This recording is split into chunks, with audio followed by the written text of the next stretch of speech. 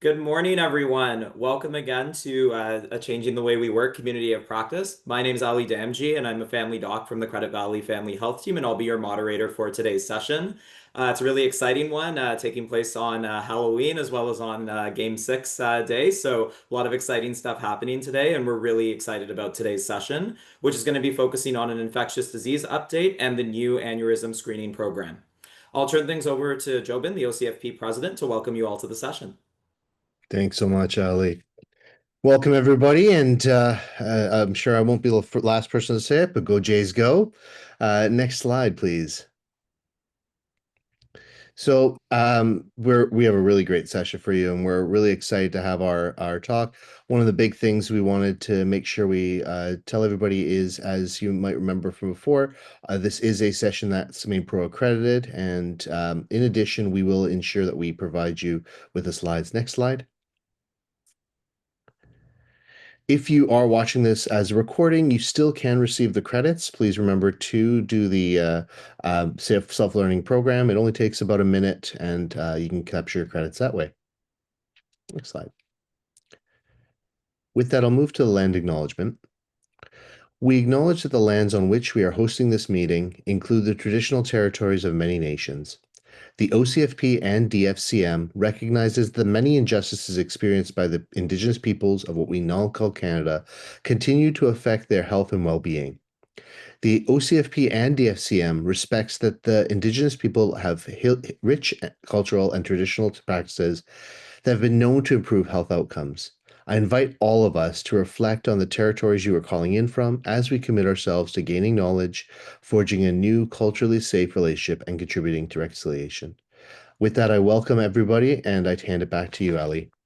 Great, thanks so much. And just to give a brief reflection, just to focus us on today's talk as well too. I was just reading through an interesting report that just came back, and an unfortunate one. It's actually coming out of Manitoba. It's from the Manitoba Child and Youth Advocate, and specifically they published a report that shows that Indigenous children were overrepresented in 2024-2025 deaths last year from any cause. So across all of the deaths in the province amongst children who died in the province from any cause, the vast majority were Indigenous. And I think this should give us all an opportunity to pause and reflect in terms of just overall the bigger picture that we're seeing here, and where are the opportunities for us to better advocate and support these populations. I think also hearing about this is quite timely as well too, given that Family Medicine Forum is happening next week. It's actually in Winnipeg for one of the first times that I can remember, and so there will be a collection of a lot of family docs, including many of yourselves, I'm sure, who are in this call, that will be gathered in Winnipeg as well too in the next week. And so I think it's a good opportunity for us as a profession to think about how do we advocate and how do we ensure that we are not continuing to leave populations behind, especially when we see that there's an overrepresentation of deaths among the youth. And what can we do to better bridge that gap? So I'll leave you all with that today as we move into today's session. Next slide. The other thing I wanted to just highlight on this slide as well is just a reminder, because we often get questions about this around the materials from the presentations and when and how they're circulated. So just as a reminder, all of the slides will be posted after the session on the website, as well as a recording of the session too. And also just want to give a brief shout out to the planning committee for helping us put together today's session. Next slide. This will be the order of our presenters. So we'll start with Dr. Warshafsky and then followed by Dr. Kapila, who will introduce themselves shortly. Next slide.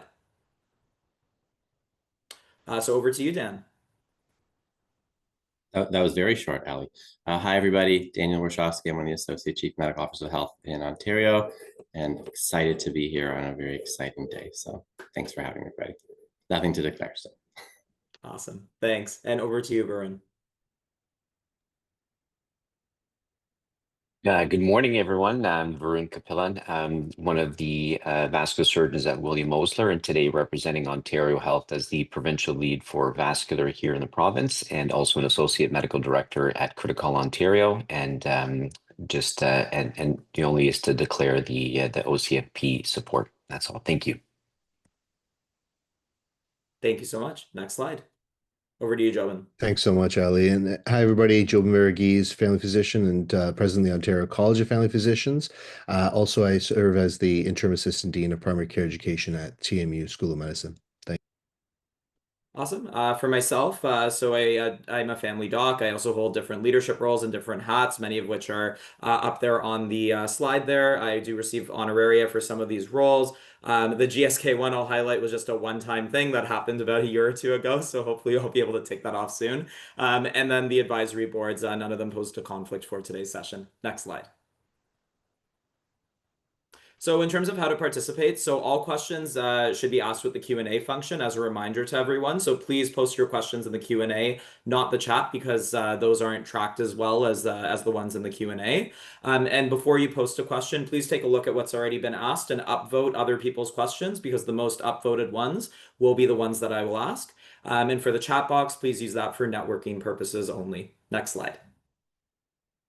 So we'll start over with you, Dan. Next slide, please. Great. Thanks, Ellie. Yeah, so just here to give an update to everybody on what we're seeing currently in the respiratory season, how things are going. A lot of words on this slide. The next one is much simpler to go through, but I think there's a few things we wanted to just highlight in terms of our big three and then what else we're seeing right now. Across Canada, we're seeing that COVID is still declining since it has been for the last about 4 to 5 weeks now. So that's nice to see. Obviously, it's much lower than it has been in previous seasons, which is excellent.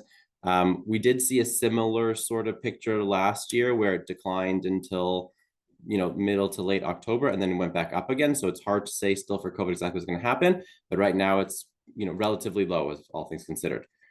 Flu is just starting to pick up across the country, mostly out west, but we're going to see here relatively soon. We're at about 1% here, as you'll see now, but when we hit 5%, that's when the flu season really kicks off. And so if I had to give my best guess, we're probably talking about maybe another 3 to 4 weeks before we're really into flu season. And RSV remains quite low, which is excellent. So big picture is that we're in a much better place, even though when we were last year, COVID is quite a bit lower than it was last year at the same time. In terms of our hospital and healthcare system, where ALC beds are lower, thanks to the amazing work that's been done through that program. So we're in really good shape right now for the respiratory season that's coming on. So next slide, please. This is the quick screenshot from the PHO dashboard. Sorry, I took it last week. So it's about a week behind. But you'll see again, like COVID positivity has gone quite a bit down from where it was earlier. Flu and RSV still on the way up, and we're in very good shape, big picture. And I was like pointing on the bottom left here, that's the everything else viruses that we're tracking that aren't our big three. And so for everybody who's been seeing a lot of stuff going around, enterorhinoviruses have been the main one in the last little while. So that's always nice to know. But again, right now we're in good shape. And again, just encouraging people to follow this one to get a sense of where we're at in the season. Next slide. So next couple are just showing the trends that we had over the last few years and then comparatively where we are right now, because I think it's helpful to see the differences. So as you can see over the past few years, COVID is not seasonal yet still. It's a little bit all over the place at times. Last year was a pretty good year for COVID comparatively to the year before, as you can see. Hard to say exactly what's going to happen now, but hopefully we're on a similar trend to last year. Flu last year was one of our most severe seasons in a very, very long time, the worst in probably 10 years if we look at our hospitalization rates, both from a higher overall peak, but also quite a bit of a prolonged season. And you can see how much wider that top part of the peak is there compared to the season before underneath it. So this one we're watching really closely this year in terms of flu to see, are we going to get something better than last year, hopefully. At the very bottom is our RSV. And we know that for children, at least, it was much better than the previous years, but a hugely significant year for older adults. So next slide. This is where we're tracking right now for all of those. So you can see COVID in the dotted line way lower than the previous 2 seasons, what we've been for quite some time. So again, really, really good. Flu on the bottom left, so this is with the latest numbers. So just hitting that 2% positivity now is just starting to pick up a little bit more in keeping closely with the timing of previous seasons, maybe a little bit early right now, just with that 2%, but we'll have to watch very closely and see. And again, the question will be how significant a season that becomes. It's not really very clear yet. In terms of the Southern Hemisphere, I think I said previously, it was predominantly an H1N1 season, which is still what we're seeing mostly right now. But there was the question about whether there was a bit of a strain shift in the H3N2 part and whether that's going to contribute to a more significant season here. We just don't know yet. We're still waiting for a little bit more information from our labs and from labs across Canada to tell. For RSV, you can see we're even lower than the previous season and really on track for kind of a normal RSV timeline. Per the general recommendations, November 1st is usually start of the RSV season, but again, it's still quite low right now, so we still have time to be getting things in. Again, the big picture for all of these is we have time for immunization. Not that much longer at this point, maybe another 3 weeks before we're really into all these seasons. So this is the opportunity to really get people up to date as best we can. Next slide. This one is just to show really just the bottom left one here. And sorry, I couldn't carve it out, but where are we at for overall respiratory admissions? So that's our big 3 plus anything else. And you can see for 25-26 right now, way lower than previous seasons. So again, our fingers are crossed. We're going to have a pretty good year. Next slide. This one is our ED visit. So this is through ACES, and everybody can access this if they want to. The ACES system looks at all of our hospital EDs across the province. The black line is where this current season is, and the other dotted lines are historical averages.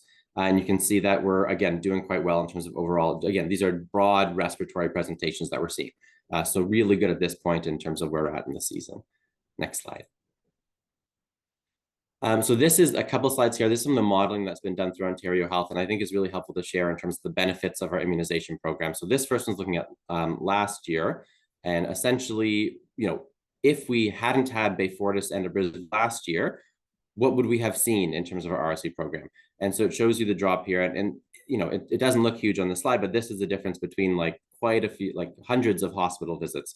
Again, this is hospitalizations, and elsewhere, I think Eric Helson from OH has shared some of the primary care visits that we expected as the difference from that. So it is noticeable impact, even what we saw last year in uptake. So we go to the next slide. This is looking at our RSV programs, both for infant and adult. The top left is with the goals that we have this year. And those goals broadly are 90% uptake for in-hospital births. So everybody, all the infants born in season, and 60% for the out of season, which I think is feasible for us to get to with community providers and through primary care. And you can see that if we had that uptake, we like almost eliminate the RSV season. Like it's a huge drop in terms of saved hospitalizations for infants. So I think we're all just really striving. Again, last year was the first year. We got like 70% uptake. That's amazing for our first year program for immunizations. We sometimes don't hit 70% for HPV right now, for example, which is a whole nother discussion to talk about sometime. But at least for RSV, I think we can do this, and it will make a really significant difference for infants. The other part then is on below is the older adults. So individuals over 75 who, again, are now all eligible this year for immunization, publicly funded. And with the huge season we had last year, if we hit just 70%, and that's roughly the same as we see for community dwelling older adults for flu, again, huge drop in hospitalizations. So if we look at the all ages on the right side, like we're saving almost 2,000 hospitalizations. Our peak drops significantly. It's a huge savings in the healthcare system as a whole. And again, this doesn't even account for all the visits to primary care that we're avoiding as well in this one. So really, really big differences that we can see for our outcomes. Next slide. So just to give a quick update on where we're at for RSV distribution, I know we keep getting a lot of questions of how's it going in terms of actually getting the product out for people. It's going pretty well right now. For infant RSV, there was a lot that was still remaining in the system at the end of last year, particularly in hospitals. But we've already distributed an additional 50,000 doses to healthcare providers, and most of that are primary care providers at this point in time. For older adult, it's like fantastic. We're over 100,000 doses already gone to primary care providers. So really like huge numbers. So again, thanks everybody for all the work you're doing already. You've all been the ones ordering this, but let's keep it up as best we can. I think one thing I want to share is just the percentage of actually who participated in these programs last year for the infant one, which we're able to get now. So last year, it was about 50% of community primary care providers that were part of our infant RSV immunization program. There were a couple types of groups that were highest on that list. That was pediatric practices, unsurprisingly, and larger family health teams. Obviously, not everybody has a significant portion of infants in their practice, so it may not make sense to administer. But particularly those, if you have a practice with lots of infants, pediatric practices, family health teams, CHCs, et cetera, really strongly encouraging people to participate in the program. And supply, again, is readily available, so contact your local public health units to access. Next slide. And so lastly, COVID and how we're doing for COVID. It's always, I know everyone wants to know about it, but we're continuing to do really, really slowly for our COVID coverage. Again, it's predominantly through pharmacy at this point in time. We've given so far about 160,000 doses for the season, which translates to very, very, very low coverage. Even for our highest risk population, so 65 plus, that's where we really need it. We're just under 5% of individuals 65 plus who've received a COVID vaccine at this point. So just really reminding your patients that it is still important to get. Even though I said several times how low it is right now, it's still the most hospitalizations of any of those big three at this point in time, and still hundreds of people.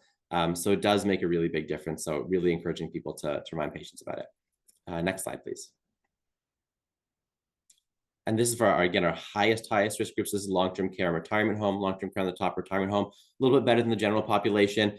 It is a bit slow going right now, it seems. So we're just about 12% of long-term care home residents and just 16.5% for retirement home residents. Again, especially for anybody working in long-term care, let's do the best we can to try to get this in for our COVID immunizations as well. Next slide.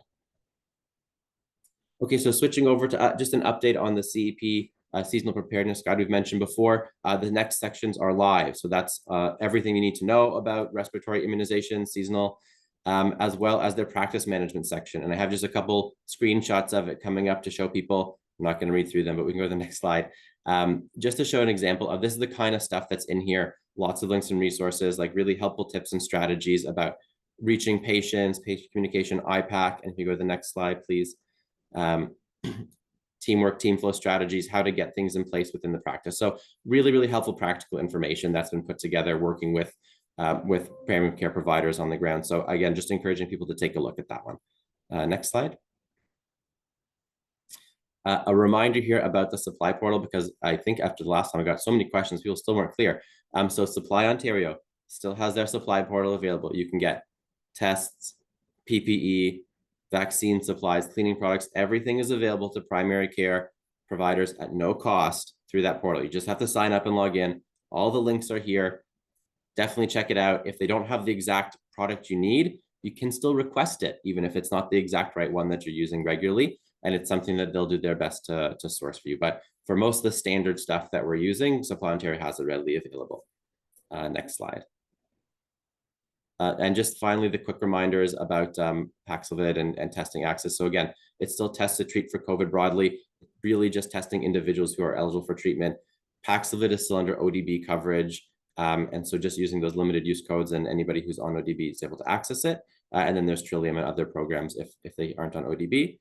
And then next slide, last one here. Remdesivir access. So Remdesivir is still broadly available as well. It's available through Ontario Health at Home, because again, it's infusion you have to get. Anybody who's enrolled into Ontario Health at Home is automatically on ODB, even if they weren't on ODB otherwise. I didn't actually know that. That was something that someone just told me yesterday that I quickly added into this slide because I think it's helpful. But so for Remdesivir coverage, anybody who gets it is automatically getting it covered through ODB. So I thought just helpful to share. I think that's it from me, Ali. Amazing. Thanks so much. So efficient as always. Much appreciated, Dan. And we do have some questions here. So the first one is, with COVID-19 cases being so low, as you mentioned, how strongly is the recommendation that health professionals who are less than 50 years of age be vaccinated? Yeah, it's a really good question. We still recommend flu and COVID immunization for all healthcare providers, just because of the risk of working with so many people who are sick, whether you're in primary care or in hospital, wherever. You're going to be seeing everybody with respiratory illnesses. We still want to protect ourselves, right? And reduce transmission as much as possible. Are you likely to go to hospital with COVID? Probably not, right? If you're a healthy person under 50. But will it likely save you a few days of being sick, even just mildly ill? Will it mean less transmission to your patients or other loved ones? Yeah, it's still going to give those benefits. So I still recommend it broadly to all healthcare professionals. Great. Thanks so much. Now, if you had someone who didn't want to have the flu shot and the COVID shot at the same time, would you recommend that they get one particular one first? Yeah, I would do my best to try to get the same time, because we know that co-administration really increases the uptake, because we all know it's hard to get people to come back. Everybody's busy. So I would do my best on that one. Again, if we're just looking at what's circulating right now, it's still more COVID right now than flu. Might as well get that protection as soon as possible. But in another 3 weeks, that may have shifted and my answer might change. But again, stress trying to get it all together. But at this point, it's still COVID that's most relevant. Great, thanks. So another question here more around the rollout piece. So someone's wondering here why the RSV funded vaccines, the provincial program that you were mentioning, are not also available through the pharmacies, just, given that it would be better perhaps to have more avenues for people to access it. Yeah, it's a great question, and I will say that is absolutely the plan to have it available in pharmacy as well. Quite frankly, it's how quickly we had to roll this one out, and to put pharmacy on board is a whole separate logistical challenge. Right, so we all know for primary care, we're getting our vaccines through local public health. That system is in place. For pharmacy, it's a totally different system for distribution through contracts. It all just takes way more time to put in place. So my expectation is next year will be done through pharmacy and primary care, both sectors for sure. But it just, we didn't get in time. The other thing just to emphasize is that RSV won't and shouldn't be solely a seasonal immunization, right? So as a reminder, it lasts at least 4 seasons from what we know right now from the data for Arexvy. No reason to think the other ones are any less. We don't know how long it's going to last, but that means you can give it at any time during the year, right? It so happens to be that all the supply came in right now and it overlapped the respiratory season, which is kind of annoying for all of us to try to do it all at once. But once we get through this part, it can be given anytime. We'll still get that protection. So it should make things a little bit easier. Great, thanks. Another logistics question, which is around COVAX on. So someone's asking here, will the province ever get rid of this? This seems to be a barrier in terms of actually offering these vaccines, because in order to offer the COVID vaccine, it's the only one that requires the specific platform to do it. Have there been any conversations about that? Yeah, I think the big picture is that, we'll be moving at some point away from COVAX onto a broader immunization system for the province. I think everybody, I'm sure, has read cover to cover Dr. Moore's annual report all about immunizations. It's a great read. I strongly recommend it. But really the push is to have a fulsome immunization system across the province, which means that we can't have COVAX separate from other things all over the place. So that's coming. Like, it is actively being worked on. I would love to say how long it's going to take, but that's up to the tech people to figure that one out. So hopefully not too far away. Yes, we'll be having no more COVAX, and it'll just be one of the other immunizations that we're doing regularly through the rest of that system. I wish I could say when. Fair enough. And another question here around, I guess, when do we stop vaccinating? Now, it sounds like the season's just starting, but is there an indicator at this point when we would stop giving the RSV prophylaxis or the vaccinations this season? Is there a stop date? Yeah, so for the infant RSV program, officially what we've said in our guidance and fact sheets is March 31st is the end of the season. That covers like 99% of historical RSV seasons we have, is that by the end of March, we're not seeing RSV circulating. So there's no reason to continue Beyfortus, Abrysvo at that time, given how short protection it is. For older RSV, as I said, give it any time, right? It's less of a rush once we get through the RSV season, of course, but no reason to stop administering. For COVID and flu, there's no hard end that we normally say, like that you have to stop doing it. It's available through until essentially supplies are run out. I wish I could say right now when I know the season will end, but I think it's hard to say. Last year and Southern Hemisphere had very prolonged flu seasons that went kind of well into the spring, into April even, if we're looking at what we'd see here. So it may still be relevant even into March, depending on what the person's had already. We'll have to wait and see a little bit how relevant it is, but certainly right now, absolutely keep giving it. Okay, perfect. Thanks. So another question here is, you mentioned that data I think you were mentioning with Arexvy that we know that it lasts 4 to 5 years for the RSV vaccines. So someone was just wondering, like, how do we know that, given just that the vaccines haven't been out for that long? Just wanted to make sure. Yeah, so the Arexvy, that's from like initial trials that they had in the clinical trial. So Arexvy's 4 years out now. We've had the program in Ontario for 3 years. Everyone that's been followed under Arexvy is still showing good protection. The other, so Abrysvo hasn't been out as long, so we don't have the official data that it's lasting 4 years. We have 3 years of data for Abrysvo at this point, but the mechanism is the same. There's no reason to suspect that Abrysvo for some reason is going to suddenly wane at 3 years when we're seeing good protection through it and Arexvy showing it ongoing. So, we are extrapolating a little bit that it's at least 4 years for the other ones, but I can be very confident they're all going to be very similar in terms of how well they're working and for how long. Yeah, for sure. That makes sense. And then another question here around the RSV program. What do we do for homebound elderly patients who can't come into the office? Yeah, so for homebound patients, Ontario Health at Home, they can register for Ontario Health at Home, and Ontario Health at Home can administer all of the vaccines we talked about. They can do flu, they can do COVID, they can do RSV. So if it's someone who's a homebound, they may already be receiving some service, whether it's PSW or another provider. But if they can't come in, like strongly recommend they register for OH at home, and OH at home can support them in terms of their immunizations. Okay, great. Next question here is, if a baby was born in early April and they did get a dose of nirsevimab, are they eligible for a second dose for this season? Yeah, that's a wonderful question that we've got quite a bit of, particularly because we ended the season a little bit late last year into the first week of April. Would they be eligible? Officially, yes. We've said any baby born after March 31st is eligible for this season, regardless of what they got before. I think at some point the question is, how much do they really need it? So we know from the data for Beyfortus that it's providing really good protection through at least 6 months, probably more from what we have right now, although, I can't say exactly when, at least 6 months of strong protection. We also know that the risk of hospitalization, severe outcomes for RSV, drops pretty significantly, at 8 months or more. So if we're talking about a child born in April who already has that Beyfortus protection, and again, it's not like it's dropping off a cliff at 6 months, it's just slowly waning more at that time. Is there significant benefit in administering? Probably not if they're otherwise healthy and no other issues. If there's, if they're high risk, of course, then you're eligible for 2 seasons for sure. They should still be getting it. But for a healthy, non-premature infant, that's good. It's probably not going to add significant benefit. Okay, thanks so much. If you're okay with this, Dan, we're going to pivot a little bit because you brought up HPV very briefly. So someone had a question about HPV. So someone's asking here, when will the province's HPV vaccine program change to align with the NACI recommendation for 1 dose for 9 to 20 years, 2 dose for 21 plus? I'm actually personally very curious about this because I remember getting into a bit of it with someone else at my clinic because we were seeing the conflicting recommendations. So I'd love to get some clarity on that too.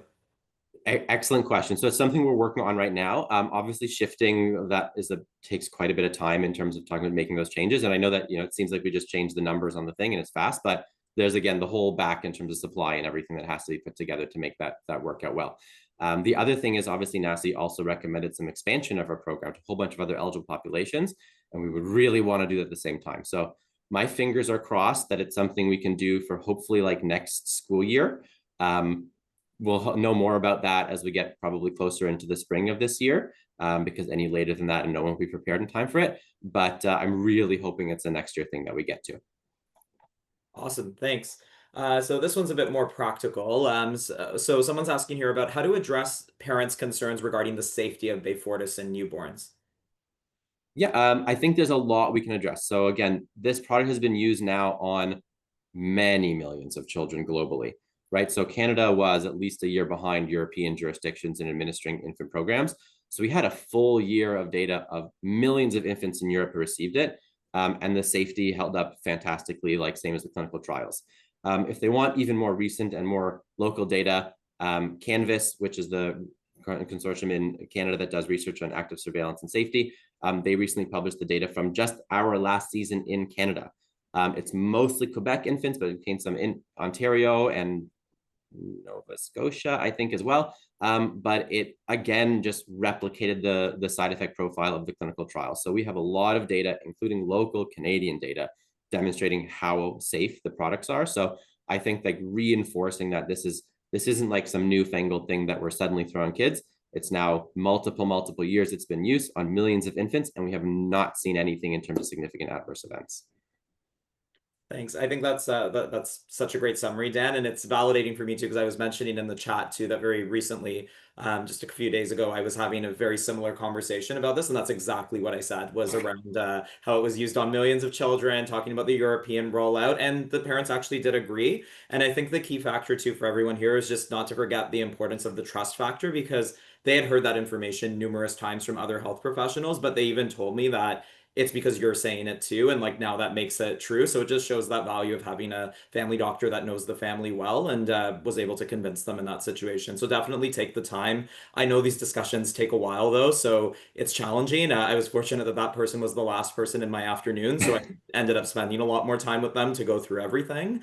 But definitely, I think sharing the fact that it is such a broad global rollout, and really like the main adverse reaction I think that was identified was like the rash, which is like less than 1% anyway. So there's really very little downside with this, and the upside is so substantial as the data clearly shows. So definitely Thanks for great. taking the time, Ali, and thanks to everybody else. I know it's a lengthy discussion for these. If I can do a small plug, because you're me, there is a new diagnostic code for RSV immunization, which, if people are using it, will give us a way better sense of how many kids actually got it in community. So pretty please, if you can. Thank you. I will go update my billing after this. Thank you. All right. So in terms of the next question here, there's a question about, for the elderly, is the flu and RSV vaccine together okay? Would that be safe? Yeah, absolutely. So we can give all flu, RSV, COVID. You can throw their pneumococcal one at the same time. You can give them all at the same time if you want to. The only real risk we see in terms of increased side effects is you're going to give 2 in one arm.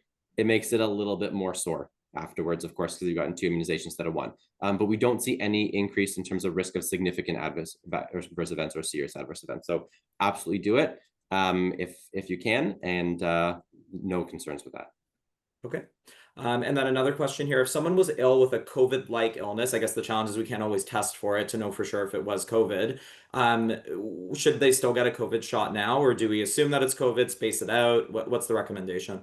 Yeah, really good question. So if it's someone who's higher risk in particular, that you're not sure if they had it, I would still err on the side of giving it. I shouldn't even say err.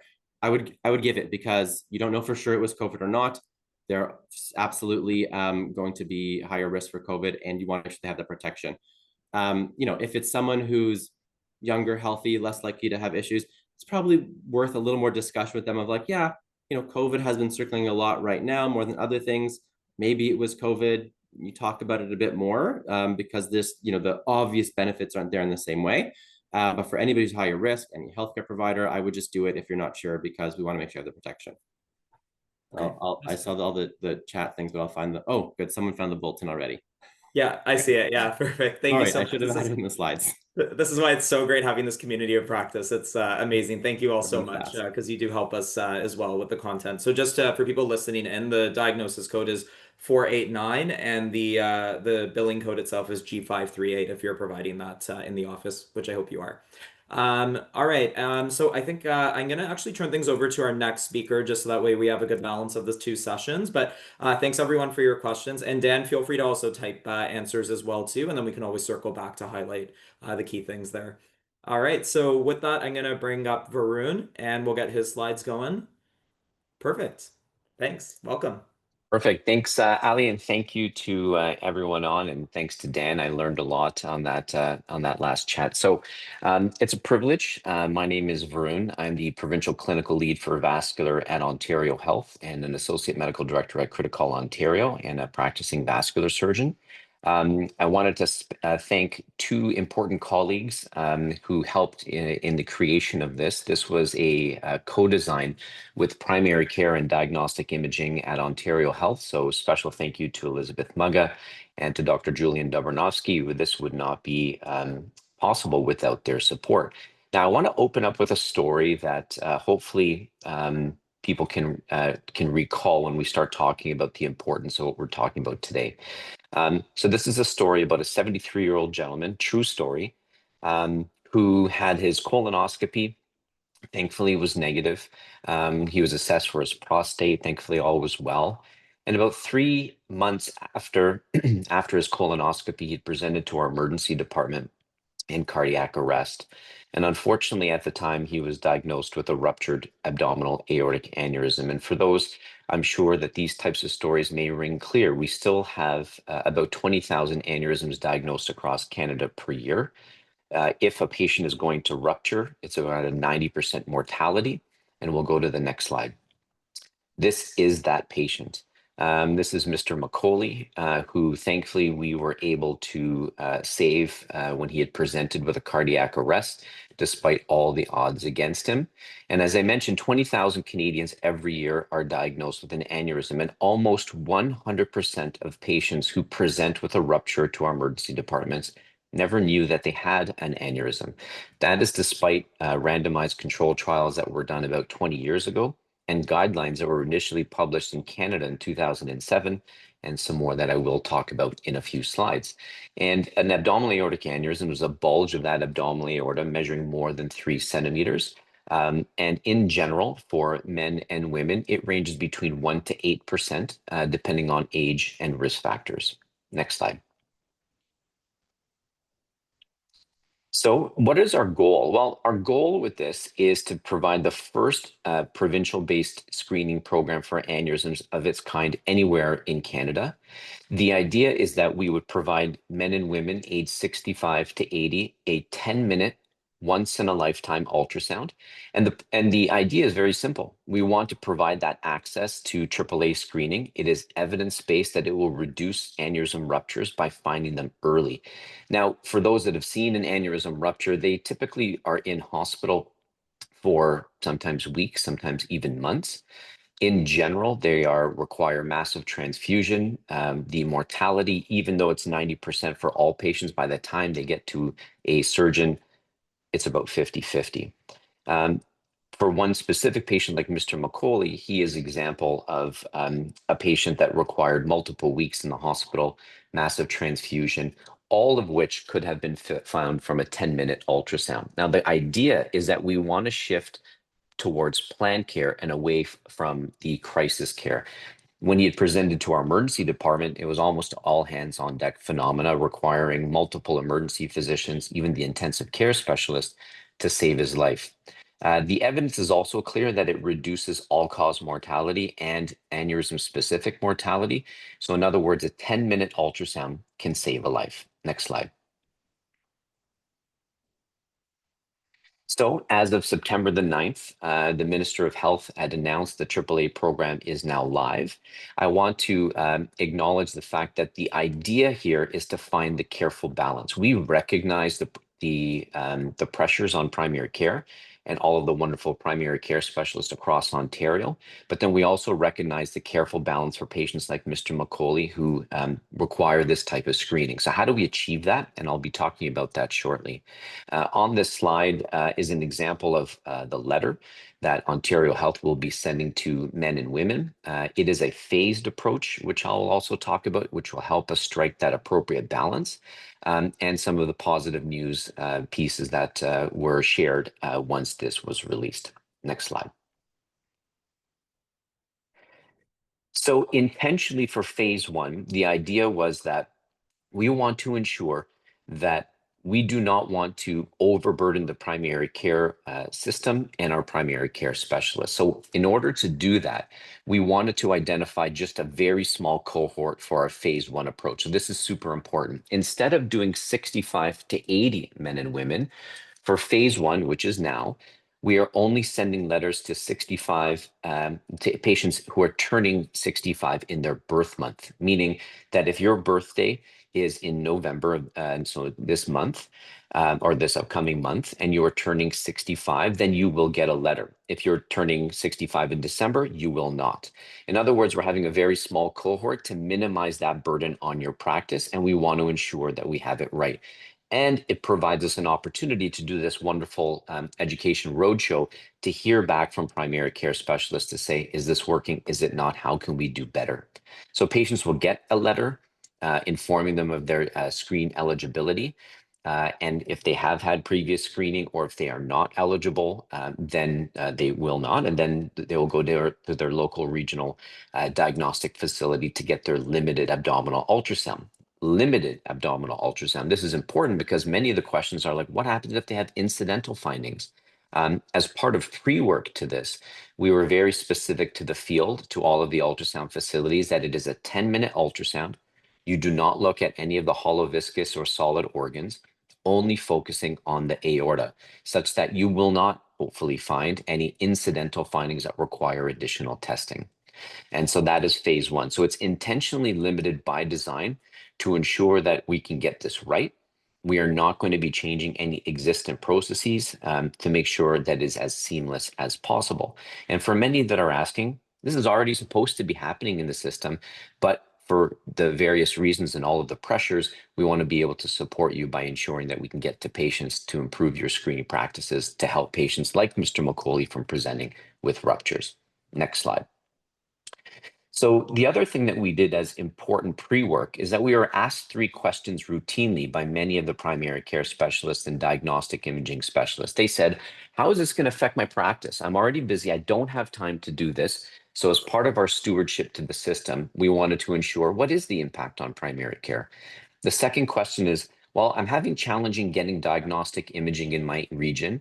This is going to further impact diagnostic facilities. So what is that impact? And then finally, as we got out of COVID, the surgical backlog and wait list, is this going to affect that any further? So what I've done here is a snapshot of modeling tool that we had created as part of our pre-work, essentially looking at only phase 1 for this specific slide. So that means that for this calendar year from January 1st to December 31st, assuming an average response rate of 20 to 50% of men and women who are turning into their 65th birth month, what do we expect? We expect to send about 140,000 invitation letters, which will result in around 72,000 annual scans, assuming that all primary care practices are the same, which I recognize they are not, but we don't really have an opportunity to be able to go into that discrete detail. We can expect that this results in around 4 visits to their family physician per year. Recognizing that there are also wonderful nurse practitioners providing excellent care. We did not have those numbers, so maybe this number is actually even reduced, but it's around 4. So you could see about 4 of these patients per year. Now, we are cognizant that many patients may also be coming to you for questions, and I'll be talking about that in a second. Well, what about diagnostic imaging facilities? Well, we would expect that there'll be about 100 10-minute ultrasounds per year at each facility, which we recognize by speaking with our diagnostic colleagues that this is minimal impact and should not delay any of the other necessary ultrasounds or investigations that should be required. And the question also is, this is not a specialty exam, meaning it is not only located at certain centers, it can be done at any ultrasound facility, either in the community or in our hospitals. What about the consults per vascular center? It's very small, only 33, and we have spoken with all 20 of our level 1, 2, and 3 vascular programs, and they are ready to pull these patients from your practices to see them, and this is a mandated function that we have worked with them. Well, what about patient impact? The patient impact is significant. We are expecting to find about 671 estimated aneurysms, and the most important number is preventing 205 ruptures in this calendar year, even though we're only looking at a very small snippet in this phase 1 approach. That will culminate in also an additional 170 deaths avoided in terms of as we follow these patients moving forward during their lifetime. Meaning, if you get screened this year, moving forward, this actual cohort will save another additional 170 lives. That's for a once-in-a-lifetime ultrasound for the patients turning 65 in their birth month and that's it. They do not require a second ultrasound. That saves the system about $3 million in just this year alone. Next slide. So what about phase 2? Phase 2 is the bigger approach. Now, this is our multi-year approach.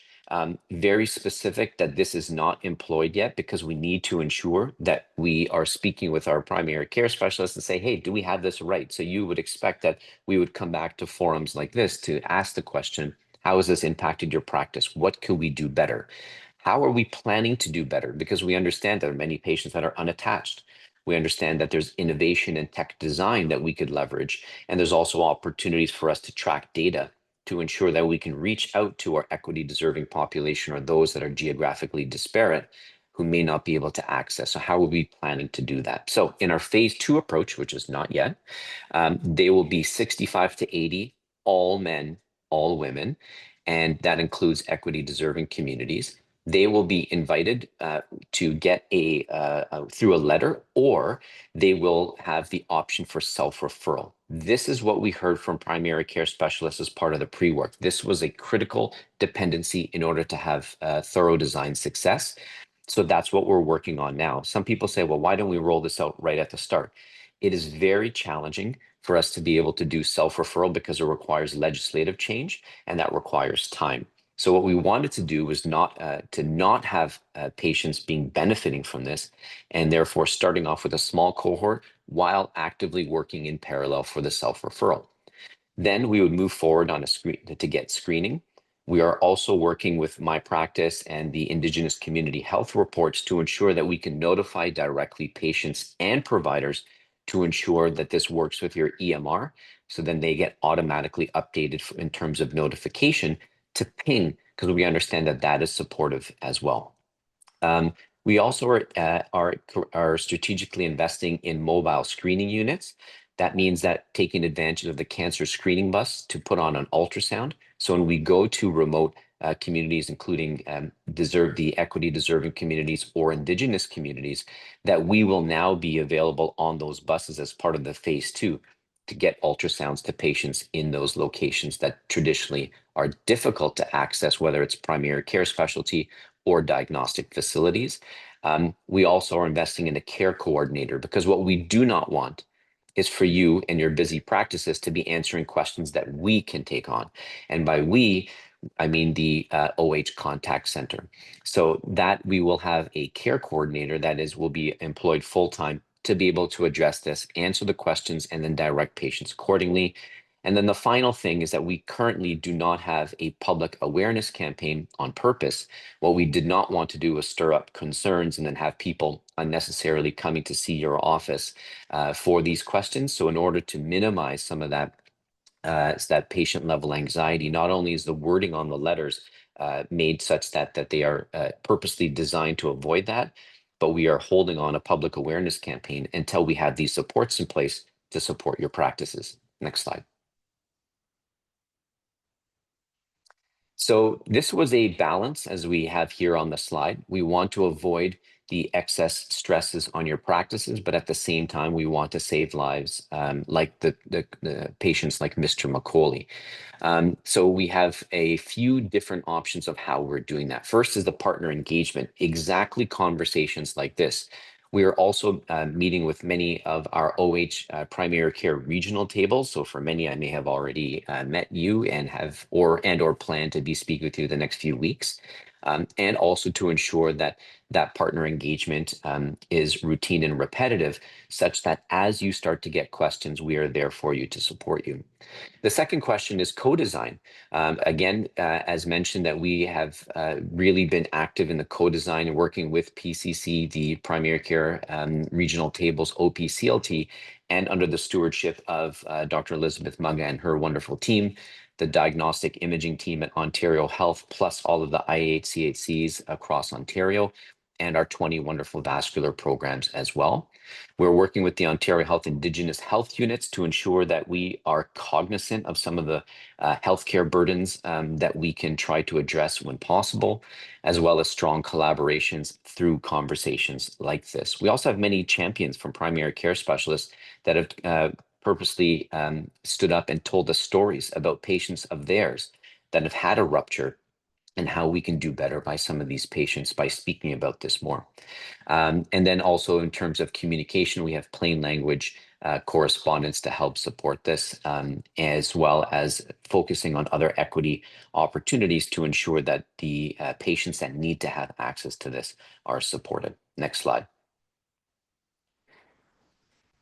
And so Wendy, you posed a great question. And so thank you for leading me into this slide. What about women? So this, I could talk to this for hours, because this was a failure in the system in terms of what we have been doing for women. And I will tell you that there are multiple national and international guidelines on aneurysm screening, all of which have suggested screening women, some of them being high risk, meaning if you've had a smoking history or cardiovascular disease, and that includes the Canadian Society for Vascular Surgery position statement, as well as the Society for Vascular Surgery document. When you look at population-based screening programs that are done in Western Australia, Sweden, Denmark, even in the United States as part of the Welcome to Medicare, women who have a smoking history or high risk are offered screening. Now, there was a significant deviation from the Canadian Task Force on Preventative Healthcare, and I'll take a minute just to talk a little bit about that. It is important to recognize that for those that have been involved in grading, like the grade scale, GRADE, you are not allowed to use low quality evidence or provide strong recommendation. If you look at the screen right, they have strong recommendation, very low quality of evidence. Why is that important? Let's move on to the next slide. Some of you may also know that the Canadian task force is currently on hold. There have been many concerns raised, not only for aneurysm screening, but for others about the strict dependence on randomized controlled data, which we know are not all of the data. So why is that important? Did you know that women were excluded from every randomized controlled trial except for one? And even when they were included, only 9,000 patients were studied versus the hundreds of thousands of men that were studied. In other words, they were not powered to make any discernible output, and you cannot rely on randomized controlled trial to study women. What is actually happening in Ontario? Women make up 20 to 25% of all treated aneurysms that happen, including the fact that they are more likely to present as rupture, meaning that this has caused harm. Because we have not been screening women, and because it is a real disease in women, women are unnecessarily dying more likely than men from rupture. It is by far a more deadlier disease. They rupture at smaller rates. And we looked at this as part of pre-work and published this in the CMAJ, that screening women between 65 to 80 is cost effective, and it's approach that we're employing with the screening program. So in the box on the right, as a matter of patient safety and equity, women deserve screening for AAA screening. I truly believe personally that the task force recommendation that I know many are using are ineffective in terms of robustness, in terms of what's actually happening. And I hope that other people are using some of the other guidelines, like the 2020 Canadian Vascular guidelines that were released, which I believe are the strong national guidelines that should be used, or the SBS guidelines. And, this is a disease that is both prevalent and life-threatening. It is cost-effective. And remember that this is an ultrasound is non-radiating, it is non-invasive, it's a 10-minute ultrasound. So denying women the opportunity is essentially a preventable risk that we all can work together to reduce that risk for women from having to rupture. In fact, the last rupture that I dealt with is still in the hospital. It was a woman, and she was not screened. This is a story that we see all the time. And I see that Joanne put in there that her grandmother was a smoker and she died of a ruptured aneurysm. These are real stories. And I would ask everyone on this phone call to ensure that women are available to be screened. It's 10-minute ultrasound. It's available. It saves lives, period. Next slide. So with that being said, I really want to get into the questions, the heart of this, but there are lots of resources that we have worked towards to support you, your patients, and your practices. We are cognizant that screening, not just aneurysm screening, but all types of screening, are heavily dependent on primary care specialists, and we could do better. So what we did here was that we had purposeful design to ensure mitigation strategies to have that appropriate balance between ensuring that patients like Mr. McCauley don't get ruptures, but at the same time, we are not unnecessarily adding undue burden to your practices. So these two resources, one is a general resource and one is a provider resource. These are available here through these links. And next slide. So Ali, with that being said, I'd like to open it for questions and ready for everything you want to throw at me. Amazing, amazing. We do have a ton of those questions, so excited to see that go forward. I'm just thinking though, just to maybe for the flow of the session is maybe we'll just quickly do some of the other quick announcement slides, and then that way we can go back to the Q&A and have it just more as a dedicated block, just given how many there are. So Jobin, if you're there, I wonder if you can speak quickly to some of the other slides so we finish that piece, and then we'll go back to Varun. Sure. Hi, everybody. Just a quick reminder that November 19th is our OCFP virtual award ceremony. We're looking forward to having this be a really joyful day where we can celebrate our award recipients. And next slide. I think the other thing is that we heard from Dan all the different areas that we have changes within our respiratory illness. We've created some tools and been able to have that come together. You'll see it on our OCFP's respiratory illness seasons page, and we will include this in our next presence message as well. And Angeline has put it in the chat as well. Next slide. Just a quick couple of reminders that we do have some other communities of practice, especially with our mental health, addiction, and chronic pain. In addition, we have our health equity community practice, all of which are coming up in the next couple of weeks. Next slide. And a final reminder about one of our popular workshops, the Osteoporosis and Fracture Prevention Workshop. With that program, we continue to have sold out programs, so we continue to run it. Our next one's on December 3rd. And with that, I turn it back to you, Ali. Perfect. So just very quickly, just so we can go to the next slide. So there is a DFCM first 5 years community of practice. This is a great session for those who are part of the first 5 to really talk about these different things that are so important when you're early in practice. There is a session coming up November 18th on common medical legal pitfalls for early career physicians. And this is run by the Department of Family and Community Medicine at the University of Toronto, but open to anyone in Ontario. Next slide. And then just as a flag for everyone, especially if you're new to this, that all of our sessions are posted. These are some of the recent ones that we've had. They're all posted at the link along with the slides as well. And then just flagging on the next slide that we will have our next one on November 21st. And then we have another one in December as well, with the links being emailed to you closer to the date. So we can take the slides down now and we'll go back to Varun for his questions. And that way we can just go straight to 9:15 if we need to, because we have a lot of questions.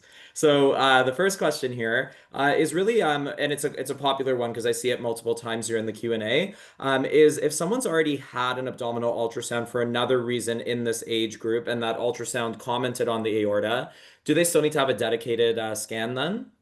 Yeah, so the answer is no. So if you have had an abdominal ultrasound between 65 and 80, then you do not, as long as it comments on no AAA was seen. And so we have been doing a lot of work with the radiology groups. I saw that there was a question about notification. We diagnostic imaging through Dr. Dobrowski, who's my partner on the diagnostic imaging side. We've reached out to them to ensure that can we please ensure that AAA is commented on when appropriate, when it has been screened for other studies that may not have been looking, to obviate excess studies that are being done. And then number 2, you do not need to do it. So in other words, focus on just that 10-minute ultrasound only if you have not had other ancillary studies that it may have already answered the question. Okay, great. Thanks so much. And what about if they had a CT abdomen? Would that be considered sufficient as well? So correct. So same thing. So a CT abdomen should be, it's not a screening study, but if it has been done for another study, then you do not need to do it. Again, making sure that it does say no AAA was seen. If the assumption is that you have had a CT scan for like renal colic and it says no AAA, then you are covered in terms of feeling comfortable that no additional screening is required. Okay, perfect. Thanks so much. So that answers quite a few questions in the Q&A here, which is great. Now, what if they had this ultrasound just before they were 65? Let's say they were 63. Do they still need to get another one when they're 65? Yeah, and this is where we deviate from evidence because we don't actually have evidence to suggest that. Aneurysms grow slowly. So they generally demonstrate slow growth, like millimeters per year. And they usually start off as what we call aortic ectasia. So in other words, not an aneurysm, not normal, but somewhere in between. My recommendation is that, because even you're right, there is a sort of a common sense to be applied in this location, but patients now are living longer and their propensity to develop an angina may exist, especially as you get towards the age of 80 at the top end of it. Because it's only a 10-minute ultrasound, if you have not been screened within the window, I'd recommend getting one. Very similar to like some of the questions that Dan was talking about whether or not we should do the vaccine. You just kind of had it. What do we do? It's safe. It's 10 minutes, it's non-invasive, and probably safer to do it, between that age cohort. Thanks so much. And then also just for those, I know there's a lot of questions that got put into the chat. Just if you could put those into the Q&A box for me as well too. It's just helpful for me to see them. One quick thing I did notice in the chat though that I just wanted to highlight is someone was asking about the letter template itself, and if as the primary care specialist that we could see those letters. And they are available at a link that was also posted in the chat, and we'll be sure to circulate that afterwards as well, just so you guys can see what's exactly being sent to the patients as well. So it's not a surprise when they come in with that letter. So it is available. Is that correct, Varun? Correct. Yeah, and I put a little screenshot of that as well in the PowerPoint. It was like, I think when we said we opened on September 9th, there's a screenshot of it as well for those. Perfect. Okay. And then the other question, which I think is an interesting more from a QI standpoint, is Do you think the notification system would be able to eventually become sophisticated enough that it would be able to detect if someone already had it done and then therefore won't send a letter to them? Like if they've already had the ultrasound done for another reason, like an abdominal ultrasound? So at present, the answer is currently no. And the reason why is that when you have a limited abdominal ultrasound, you may have had it for an appendix, you may have had it just to look at the kidney, you may have had it just to look at the gallbladder. There's also a general ultrasound, which looks at all the hollow viscera, all of the solid organs. But for a limited abdominal ultrasound, which is the code we use is J128, for the J128, those are only focusing on specific parts. So they may not even look. So for example, on a population level, if we were to say anyone who had a limited abdominal ultrasound, you're obviated from screening.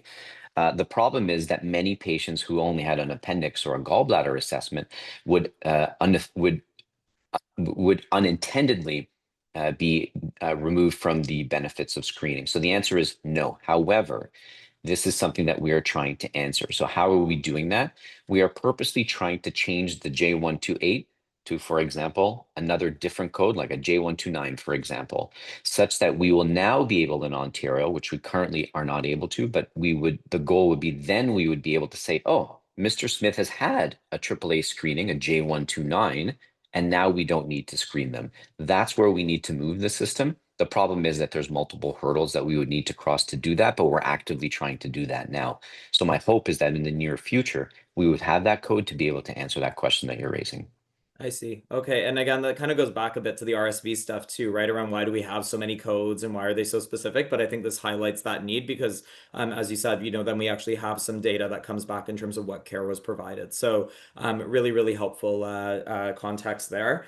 So I have a couple questions here too about the follow-up on these tests in terms of how that works. Because it's one thing to get the screening done, but then the other aspect is, what happens afterwards and that follow-up piece, right? So one question that was raised to me was that will there be letters to the patient about their results after these ultrasounds as well, similar to what we do for cancer care? So for cancer care, as you may know, like when someone has a normal mammogram, they do get notified by the Ontario Breast Screening Program even before we notify them. Like they will get a notification themselves saying that it's normal or saying that, oh, you need to see your doctor for follow-up, etc.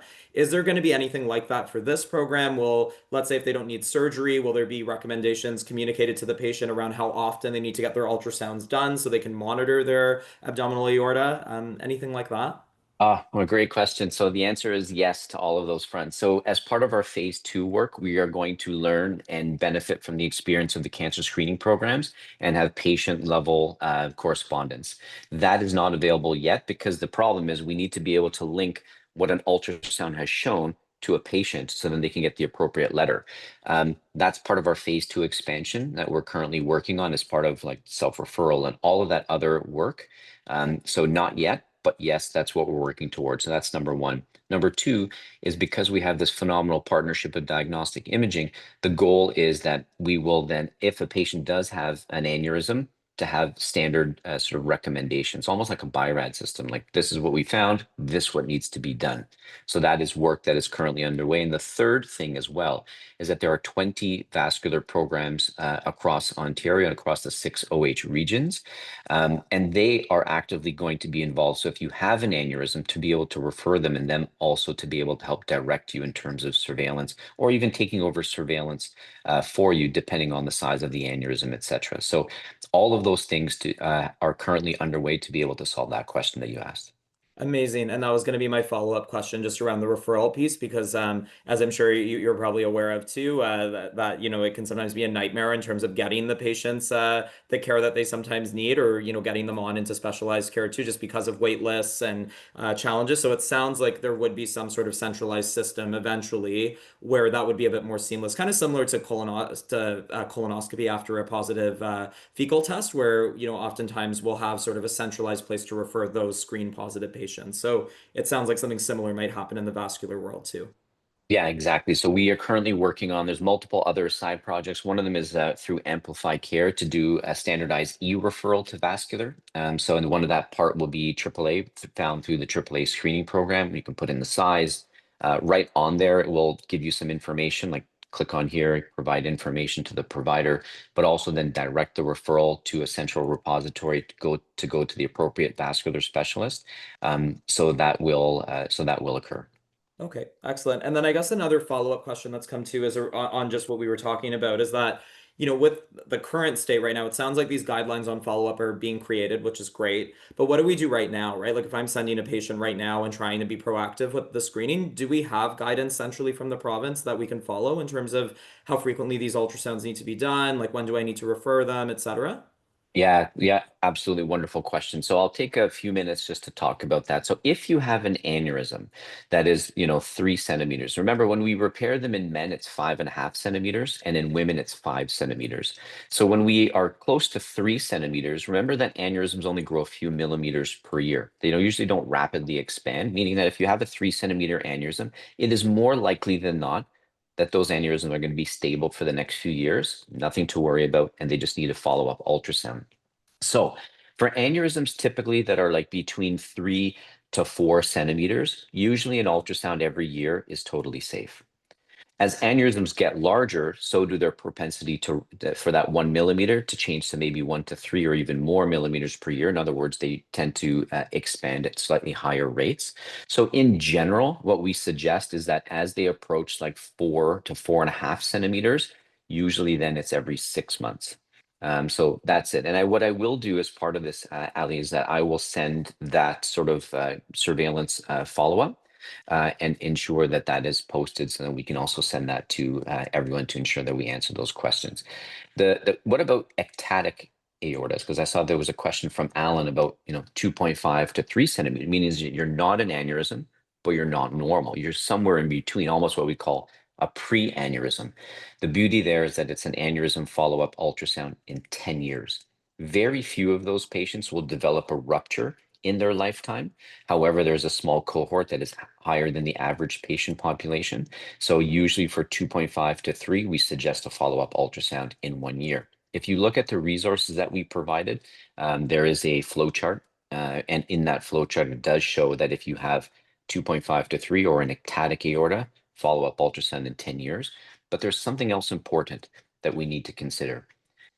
An aneurysm, including a pre-aneurysm, is a cardiovascular equivalent, meaning that these patients, their highest risk in their lifetime is probably a cardiac event, whether it be cardiovascular disease or a stroke.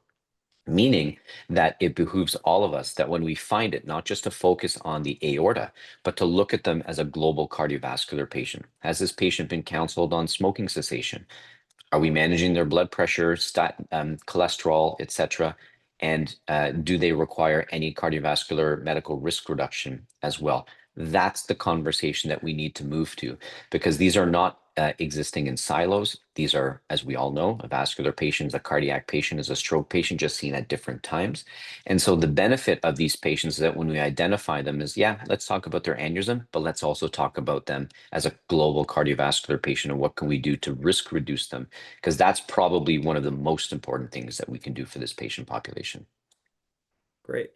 Thank you so much. And you'll see here too, I think some people are needing to log off as well too. So they're just sending a lot of thanks to you and also, recognition of like the great language you're using around like primary care specialists. And I saw your LinkedIn post about that recently and that was great. And then also just some great comments around just how you've really been thinking about, our needs as family physicians and how we work in primary care.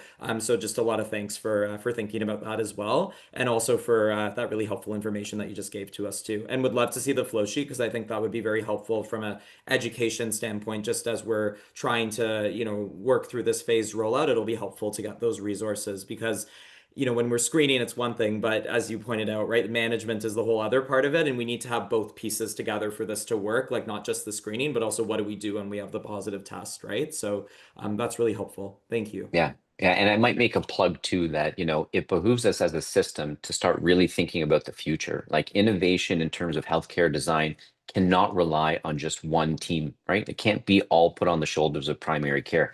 We need to have conversations like this to say, how do we figure this out? Because I think it was Liz and Ali, maybe you remember this number. I think she had mentioned something staggering to me.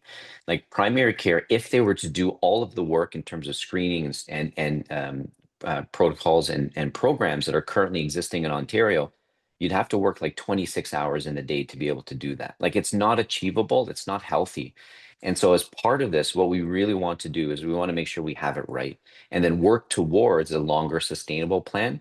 We recognize it's not perfect. We know that sending a letter and asking them to see you is not ideal, but that's what we have to work with. However, if we work together, we're going to be able to innovate and talk about long-term screening as that change. And I'm happy to say that we have a wonderful screening program in general that's led by Vicky Lee at Ontario Health, who is focusing on that exact question. How do we look at screening from a health population point of view and really take it out of the hands of primary care specialists, because we know you have a lot of other important work that needs to be done.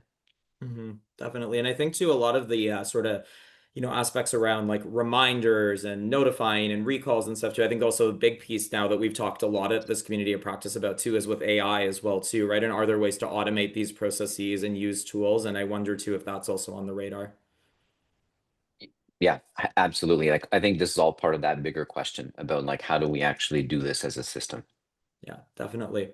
All right, so I'll do a few more questions and then we'll close things off in a couple of minutes. But so another question here was just around when you were talking about the differences with the evidence and the bases that exist for men and women. So someone here mentions that, in the past I was told that all men over 65 should be screened, but for women they needed to be 65 plus a risk factor. Your recommendation now from the province seems that it's a more simpler recommendation, but this person's wondering, is it based more on just the convenience of us not having to kind of sort through this person is more risk versus that? Or is there actual solid evidence that says they do have an even risk and that we should be screening everyone? Yeah, that's great. So the evidence is strongest for women who have a risk factor. There's no doubt that that's the problem is from a population level, we are unable to figure that out. Like we can't send a letter and look at any individual chart and find out who's risk, who's smoking, because we just don't have a robust enough system in terms of our data analytics to figure that out. So what do? We said, well, if we are going to open up to all women, is this cost effective? And so I was saying that we published that in the CMAJ to say, if we do a 10-minute ultrasound to all women, regardless of risk factors, it actually works. It's actually safe. We pick up aneurysms. We can reduce ruptures. And it's a cost-effective system being accountable to the taxpayers who are paying the bill. So that is working. Now, when you look at an individual patient, however, you're absolutely right. The prevalence of aneurysms is going to go up as you get older. So 65 up to 80 if you are smoking or if you have a family family risk. So these are individual conversations that may occur. An individual age 65 might say, you know what, I am low risk, probably don't want to get it. But if you are a smoker or if you have a family history, it's probably worthwhile. This is no different than the relationship to vaccination, right? As I think Daniel was talking about that, you're right. Like as a healthcare worker, young and healthy, probably unlikely to get unwell. But from a system point of view, it's probably safer to get it. There's very little harm. In fact, there's probably zero harm besides the time taken away with a 10-minute abdominal ultrasound, given it's non-invasive, it's a surface, and there's no radiation. So hence why we did this study prior to that. And I think Barbara asked a question, what about patients at 80? I've been focusing on this 80. We don't have evidence. It has not been studied in a randomized trial about patients who are over 80. We do know that patients are living longer. We do know that many of the patients who are living longer, unfortunately, also have multiple comorbid disease, just based on the baby boomer effect that we're still sort of seeing. So in the Canadian Society for Vascular Surgery, we said that that's a point prevalence discussion. You speak with your patient. Is that patient have a long life expectancy? If so, then it's probably worthwhile. In general, the evidence suggests that by the time that people reach 80 in the current model medical era, they probably already had something, even if it wasn't screening for a AAA, they probably had a CT scan for their abdomen in general or something else that may have anecdotally already looked at their aorta. So the answer is that it would be a patient case-by-case discussion. Okay, thanks so much. So another question here is around the logistics of this too, and I think you've answered it, but I'll just confirm it here, is that if someone hasn't received the invitation letter, so if a patient, let's say right now, requests an ultrasound, are they eligible in phase one? Or like, it was my understanding is that I can just tick off a requisition that says limited abdomen screen AAA, which is what I've been doing right now. Is that essentially what would happen, or is there something that we should be waiting for? No, no. I mean, screening, remember, these screening guidelines have been around for a long time. This is not a new program per se. Like aneurysm screening kind of should have been happening before. So in other words, if a patient comes to you, they do not need to wait for a letter. They can go and get one. And you might advise them that, hey, by the way, you have been screened for this. So if you do receive a letter in the future, you don't need one. And that's okay. The problem from a provincial level is we won't be able to identify who those cases are because we don't have that dedicated code. When we change to that and a patient does eventually go, whether they get a letter or not, and we have a sort of a J129, we'll be able to identify that in the future, avoid sending them a letter to minimize confusion, but we're still a ways away from that. And just to confirm, this is a one-time ultrasound, assuming that it's normal, right? One time, that's it. That's the beauty of this. 10 minutes, once between the age of 65 to 80. Perfect. Thank you. And then another question just around, I guess, the ultrasounds and sort of the logistics around it. So is there education that's going on with the radiologists and with our imaging colleagues as well, too, just to ensure that this part of the program rolls out properly? I guess there's concerns around, you order a limited ultrasound. I've had this happen myself, too, where then they do a full ultrasound anyway. And even though I said just screening for AAA, like for whatever reason, they've also done the full ultrasound now. And then there's the incidental findings piece. There's also questions around like, will the reports actually have follow-up recommendations similar to what we have for, breast imaging or other types of imaging where they will actually recommend when the rescreening needs to happen in line with the provincial guidelines? Because that also can make things a lot easier too as well in terms of just being able to have everything on the report when we're looking at it and interpreting it. And also, is there also work being done around quality assurance because we have lots of different imaging facilities? Are we sure that, all the facilities are going to be meeting the same standards? So I know that was a lot of questions in No, one, but just what what's I, that looking like? Yeah. Yeah, that's a home run question because it highlights another part of work which I didn't talk about that we did prior to this. So as part of this pre-work, my team at Ontario Health plus the diagnostic imaging team worked on standardizing vascular ultrasound in Ontario. So it was a multiple year project that is now forward facing. So all IHCHCs and ultrasound facilities within the hospital have these new standards for ultrasound. So that's number one. Number two, as part of those five ultrasound standards that are in there, one of them was AAA screening as part of this pre-work, which has a new clear protocol. That protocol is such that it's a 10-minute ultrasound. It's very limited. We're not asking them to look for anything else. Part two is that today, actually, there is an email going out to every radiologist in Ontario from our diagnostic imaging team at OH that specifically highlights this exact thing. 10-minute ultrasound, use the J128, don't look for anything else, and please ensure that this is only for the aorta, period. In other words, to ensure that you're not getting these unnecessary ultrasounds, that patients aren't getting 40-minute examinations, etc. So that is part of the parallel work that is ongoing to ensure that that question is answered. Okay, amazing. Maybe I'll do one or two more quick questions here. So another question that came up here was around high risk. So is there any situation where we would ever screen earlier than 65? Let's say if there was a very strong family history of someone with a previous AAA. Is there any evidence or any reason to do it earlier than 65? Yeah, and I would direct everyone to our 2020 CSVS AAA guidelines, the ones that were posted in the chat previously. There is a high risk section in there, and the high risk is by definition patients who have a first degree family member who have had an aneurysm. There is evidence to suggest that you should start screening those patients at the age of 55. So in other words, 10 years older. That's very similar to some of the cancer guidelines where if you have a first degree family history of cancer, that we actually are screening them earlier. So that is the recommendation. Now, that is not part of this provincial rollout because, again, we have no way provincially to identify which, if you've had a first degree family member screening. So that would be a point prevalence conversation with patients.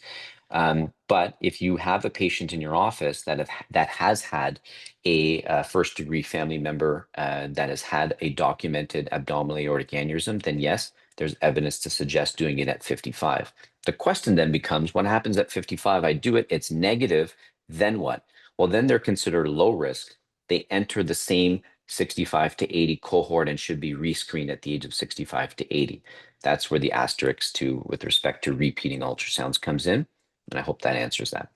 Great, thanks. And then I'll leave with one last question, which I believe you've also already answered, but just to confirm. So as it stands right now in phase 1, they would be coming to us and they do need a requisition from their family doctor, but in phase 2, they would eventually be able to self-refer. Is that correct?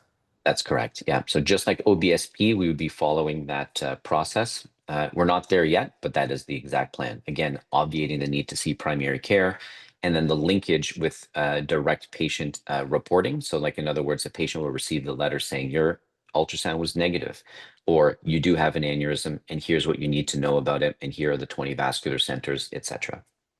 Fantastic. Thank you so much for answering all of our questions so clearly. So thank you so much. This has been a really helpful talk. We got lots of great feedback from everyone here. Just as a reminder for everyone, please do fill out the evaluations. And of course, the most important reminder, please cheer on the Blue Jays tonight. And with that, have an amazing Halloween. Have a great weekend. Thank you all for your participation, and go Jays go. See you later.